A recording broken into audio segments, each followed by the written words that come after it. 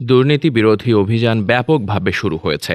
এই অভিযানে দুর্নীতি দমন কমিশনকে এখন বেশ সক্রিয় দেখা যাচ্ছে।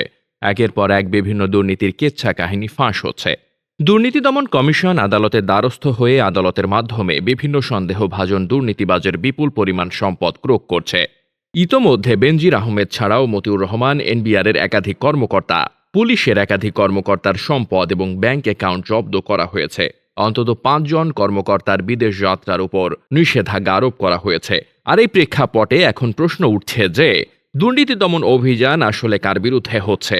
দুর্নীতি দমন কমিশন এখন পর্যন্ত যে ধরনের উদ্যোগ এবং ব্যবস্থাগুলো নিচ্ছে তাতে সুস্পষ্টভাবে প্রতীয়মান হচ্ছে যে দুর্নীতি বিরোধী অভিযান এখন হচ্ছে এনবিআর এবং পুলিশের কর্মকর্তাদের বিরুদ্ধে।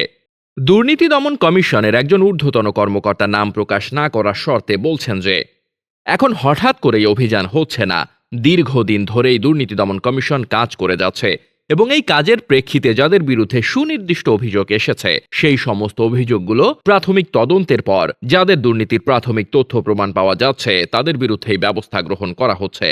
তবে এই দুর্নীতি দমন কমিশনের এই অভিযানের প্রেক্ষিতে একটি বিষয় সুস্পষ্ট হয়েছে, তা হলো যে দুর্নীতির বিরুদ্ধে অভিযানে সবচেয়ে বেশি আক্রান্ত হচ্ছে এনবিআরের কর্মকর্তা ও পুলিশ কর্মকর্তারা।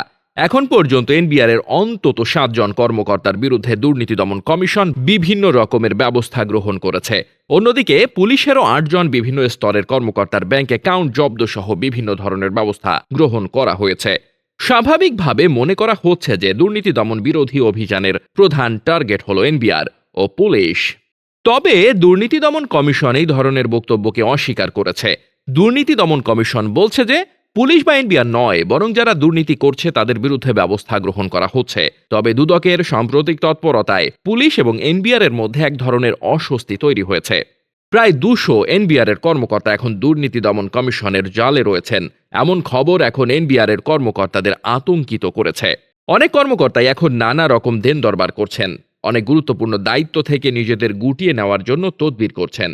এনবিআর এর একজন কর্মকর্তা স্বীকার করেছেন যে মতিউরের ঘটনা এবং তারপরে একাধিক এনবিআর কর্মকর্তার দুর্নীতি এই পেশার ইমেজ নষ্ট করেছে এবং জাতীয় রাজস্ব বোর্ড ও অভ্যন্তরীণ সম্পদ বিভাগ সম্পর্কে মানুষের মধ্যে একটি নেতিবাচক ধারণা সৃষ্টি হয়েছে। এখান থেকে উত্তরণের জন্য সৎ এবং নিষ্ঠাবান কর্মকর্তাদেরকে সামনে নিয়ে আসা জরুরি বলেও তারা মনে করছেন। অন্যদিকে পুলিশের মধ্যে এখন দুর্নীতির বিরুদ্ধে একটি সুস্পষ্ট অবস্থান লক্ষ্য করা যাচ্ছে।